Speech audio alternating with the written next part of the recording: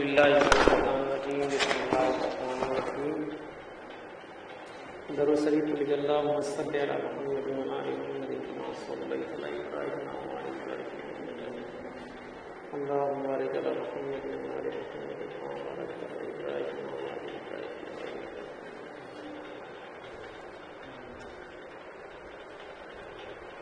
روزے کے مسائل کا بیان۔ عبد الرحمن اپنے پتا ابو بکر رضی اللہ عنہ سے روایت کرتے ہیں کہ نبی کریم صلی اللہ علیہ وسلم نے فرمایا 2 مہینے عید سے کم نہیں ہوتے، یعنی 29 کے ہوں یا 30 کے، ثواب 30 ہی کا ملتا ہے۔ فائدہ: محمد بن سیرین کا کہنا ہے کہ رمضان اور ذی الحجہ کے مہینے دونوں ایک ہی ورष میں 29 کے نہیں ہوتے، یعنی رمضان 29 کا ہوگا تو ذی الحجہ کا 30 کا، یعنی ذی الحجہ 29 کا ہوگا تو رمضان 30 کا، لیکن یہ جوتشیوں کے بنائے ہوئے اصول کے انوسار ہے، جس پر یقین کرنا درست نہیں ہے۔ دیکھا گیا کہ ایک ہی سال میں دونوں مہینے 29 کے بھی گزرے ہیں۔ صحیح قول امام اسحاق کا ہے کہ دونوں مہینے اجر و ثواب میں ناقص ادھورے نہیں رہتے، انہیں 30 ہی دن کا اللہ تعالیٰ اجر دیتا ہے، بھلے ہی مہینہ 29 کا ہو۔ ٹھیک، 4 29 کا 30۔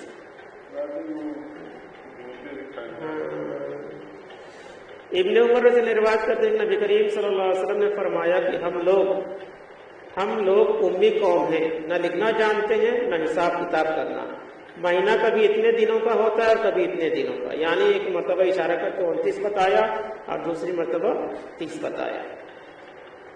ابو ہریرہ رضی اللہ عنہ روایت کرتے ہیں نبی کریم صلی اللہ علیہ وسلم نے فرمایا کہ تم میں سے کوئی شخص رمضان سے 1 یا 2 دن پہلے روزہ نہ رکھے، لیکن اگر کوئی شخص اپنے معمول کے روزے رکھتا ہے تو رکھ لے۔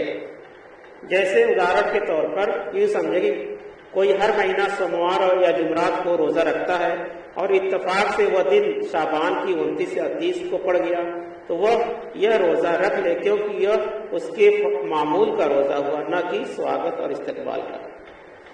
جو لوگ مستقل روزہ رکھتے ہیں، لیکن سوموار اور جمعرات کا ہفتے میں 2 دن کا روزہ، نقلی روزہ اللہ کے رسول صلی اللہ علیہ وسلم رکھتے تھے، اور بہت سے نیک بندے بھی رکھتے ہیں اللہ کے۔ دوسری حدیث برا بن عازب رضی اللہ عنہ روایت کرتے ہیں کہ نبی کریم صلی اللہ علیہ وسلم کے صحابہ کا یہ نیم تھا کہ جب کوئی روزے سے ہوتا اور افطار کے سمے یا افطار سے پہلے سو جاتا تو پھر وہ باقی رات میں کچھ نہ کھا سکتا تھا، اور نہ ہی دوسرے دن، یہاں تک کہ شام ہو جاتی۔ ایک دن قوس بن سرما انصاری رضی اللہ عنہ جو روزے سے تھے، افطار کے سمے اپنے پتنی کے پاس آ کر پوچھا کیا تمہارے پاس کچھ کھانا ہے؟ انہوں نے کہا ہے تو نہیں، لیکن میں جاتی ہوں اور آپ کے لیے انتظام کرتی ہوں۔ چونکہ وہ سارا دن محنت مزدوری کرتے تھے، اس لیے انہیں نیند آ گئی اور وہ سو گئے۔ پھر جب ان کی پتنی لوٹ کر آئی تو انہیں سوتا ہوا دیکھ کر کہنے لگی ہائے بدقسمتی، دوسرے دن بھی دوپہر کو ہمارے بھوکے کے بے ہوش ہو گئے۔ چنانچہ جب اس گھٹنا کے بارے میں نبی کریم صلی اللہ علیہ وسلم کو اطلاع کیا گیا تب اس سمے یہ آیت نازل ہوئی کہ روزوں کی راتوں میں بیویوں سے سمبھوگ کرنا تمہارے لیے حلال ہے۔ اس آیت کے نازل ہونے سے صحابہ بہت خوش ہوئے۔ پھر یہ بھی آیت نازل ہوئی کہ راتوں کو کھاؤ پیو یہاں تک کہ سفید دھاری سیاہ دھاری سے نمایاں نظر آ جائے۔ سورہ بقرہ کی آیت نمبر 187۔ فائدہ: اہل کتاب کے لیے ایسا ہی حکم تھا اور مسلمان بھی شروع میں اسی پر عمل کرتے تھے، لیکن جب سورہ بقرہ کی 187 کی آیت نازل ہوئی تو پھر ساری کٹھنائیاں سماپت ہو گئی، یعنی رات میں بھی لوگ جو ہے ہو جاتا۔ دوسری حدیث عدی بن حاتم رضی اللہ عنہ روایت کرتے ہیں کہ جب آیت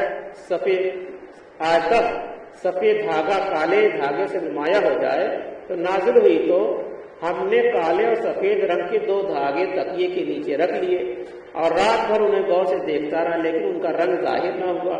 چنانچہ صبح کو نبی کریم صلی اللہ علیہ وسلم کی خدمت میں حاضر ہو کر اس گھٹنا کا ذکر کیا تو آپ نے فرمایا اس کا ارتھ رات کی سیاہی اور صبح کی سفیدی۔ سمجھے نا؟ وہ لوگ اپنا سوچے کہ مانڈا دوسرا ہے۔ فائدہ سفید دھاری سے مراد صبح صادق ہے اور کالی دھاری سے مراد صبح کاذب ہے۔ سہل بن سعد رضی اللہ عنہ روایت کرتے ہیں کہ جب کھاؤ پیو یہاں تک کہ سفید دھاگا کالے دھاگا سے نمایاں ہو جائے آنے والی آیت نازل ہوئی اور سب من الفجر نہیں اترا تو کچھ لوگوں نے اپنے پاؤں میں کالا اور سفید دھاگا باندھ لیا اور اس سمے تک کھاتے پیتے رہے جب تک کہ ان کا رنگ نہیں کھلا۔ پھر جب اللہ تعالیٰ نے من الفاجر کا سب نازل کیا تو لوگوں نے سمجھا کہ اس سے مراد دن اور رات ہے۔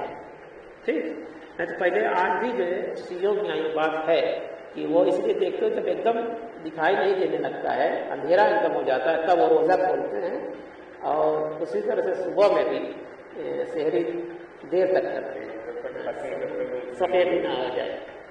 ہاں آج بھی اس پہ عمل کرتے ہیں، مگر تو جب قرآن کی آیت نازل ہو گئی تو پھر اس سے سفید دھاگے سے بعد صبح اور کالا دھاگے سے بعد رات لی گئی۔ نبی کریم صلی اللہ علیہ وسلم کا یہ فرمان ہے کہ بلال کی اذان تمہیں سحری کھانے سے نہ روکے، یعنی بلال رضی اللہ عنہ جو ہے اذان بہت صبح دے دیتے تھے۔ عائشہ صدیقہ رضی اللہ عنہ روایت کرتے ہیں کہ بلال کچھ رات باقی رہتے ہی اذان دے دیا کرتے تھے، اس لیے نبی کریم صلی اللہ علیہ وسلم نے فرمایا جب تک ام مکتوم اذان نہ دے تم کھاتے پیتے رہو، کیونکہ اس وقت صبح صادق کے بعد ہی اذان دیتے ہیں۔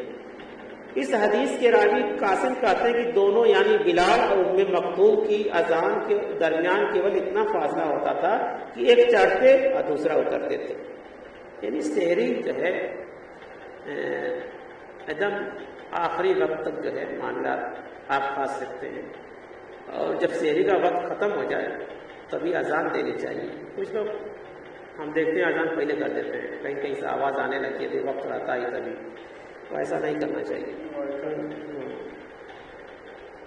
سحری کھانے میں تاخیر کرنے کا بیان، یعنی سحری دیری سے کرنی چاہیے۔ سہل بن سعد رضی اللہ عنہ سے روایت ہے کہ انہوں نے کہا کہ میں اپنے گھر میں سحری کھاتا، پھر مجھ کو جلدی ہوتی کہ نبی کریم صلی اللہ علیہ وسلم کے ساتھ صبح کی نماز جماعت سے ادا کر لوں۔ سحری اور فجر کے درمیان کتنا وقفہ ہوتا تھا؟ زید بن ثابت رضی اللہ عنہ روایت کرتے ہیں کہ نبی کریم صلی اللہ علیہ وسلم کے ساتھ سحری کھائی، پھر آپ صبح کی نماز کے لیے کھڑے ہو گئے۔ انس بن مالک رضی اللہ عنہ کہتے ہیں کہ میں نے اس سے معلوم کیا کہ اذان اور سحری کے درمیان کتنا وقفہ ہوتا ہے، تو انہوں نے کہا کہ 50 آیتوں کو پڑھنے کے برابر۔ سمجھا، یعنی سحری اور اذان کے بیچ 50 آیتیں کا وقفہ ہونا چاہیے۔ معلوم ہوا کہ سحری دیر کر کے کھانی چاہیے۔ سنت یہ ہے کہ فجر سے ذرا پہلے کھا کر فارغ ہو جائے، اور جو لوگ گھنٹہ 2 گھنٹہ پہلے ہی کھا کر سو جاتے ہیں وہ سنت کے خلاف کرتے ہیں۔ ٹھیک، اس لیے جیسے تہجد اور نماز پڑھ لے، اب اتنا ہی پہلے سحری کھانا چاہیے کہ جتنا اطمینان سے آپ سحری کھا لیں اور پانی اور سکون سے پی لیں، ہاں اتنا پہلے، 2 گھنٹہ 1.5 گھنٹہ پہلے کھا کے اپنا ٹہل لیں، آپ عبادت کیجئے۔ سحری کے وقت ہے، تہجد کے وقت سحری کرنا سنت ہے، ٹھیک ہے، نہیں کرتا ہے تو بھائی سحری میں کہا نا اللہ کی برکت ہے، کیا ہے؟ سحری کرنا برکت ہے، اگر نہیں کرے گا تو وہ بھی روزہ ہو جائے گا، اس میں کوئی حرج کی بات نہیں ہے، مگر سنت ہے کہ سحری کیا جائے۔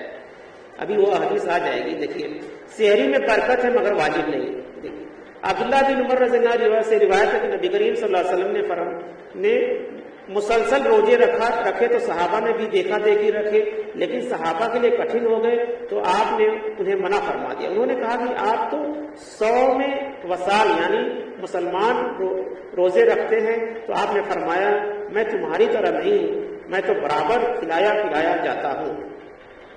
فائدہ لگاتار کئی دنوں تک سحری اور افطار کے بنا روزے رکھتے چلے جانے کا نام ہے صوم وصال، نہ سحری کر رہے ہیں نہ روزہ نہ افطار کر رہے ہیں۔ چونکہ لگاتار روزہ رکھتے تھے اس لیے ظاہر ہے کہ سحری نہیں کھاتے تھے، اور وہ واجب ہوتی تو اوسط ہی کھاتے، اس لیے سحری کھانا کیول سنت ہے اور مستحب ہے۔ انس بن مالک رضی اللہ عنہ سے روایت ہے نبی کریم صلی اللہ علیہ وسلم نے فرمایا سحری کھایا کرو کیونکہ سحری کھانے میں برکت ہے۔ سمجھا، یہ ہے، تو آپ دن بھر کرو تازہ رہیں گے، ٹھیک ہے، کچھ بھی کھا لیں جو بھی اللہ نے آپ کو دیا ہے حلال چیز۔ فائدہ اس دوسری روایت میں ہے کہ سحری اوسط ہی کھاؤ، چاہے کیول پانی کا ایک گھونٹ ہی پی لو، تاکہ کمزوری کے ناطے یہود کی مخالفت ہو جائے کیونکہ وہ نہیں کھاتے تھے، اور تاکہ پورے دن دوسرے کاموں میں رکاوٹ نہ پڑے۔ اور ایک بات یہ بھی کہ یہودی جو ہے وہ سحری نہیں کھاتے تھے، وہ بھی تو روزہ رکھتے تھے، اور سحری بغیر سحری کا روزہ رکھتے تھے، تو اللہ کے رسول نے ان سے ہمیشہ مخالفت کی ہے۔ تو سحری اور سحری برکت کی ہے، اور سحری کھانے سے آدمی تازہ بھی رہتا ہے، ایسا پانی میں پی لے، کھجور کھا لے، جو بھی ہے میٹھی چیز کھانا چاہیے زیادہ تر، اس لیے کہ دن میں جو ہے دقت نہ ہو، ڈکار وکار نہ آئے۔ اللہ تعالیٰ سے دعا ہے کہ ہم لوگ اس حدیث کا عمل کرنے کی توفیق عطا فرمائے۔ آمین سبحان اللہ وبحمدہ، سبحان اللہ وبحمدہ، نشہد ان لا الہ الا اللہ، نستغفرک ونتوب الیک۔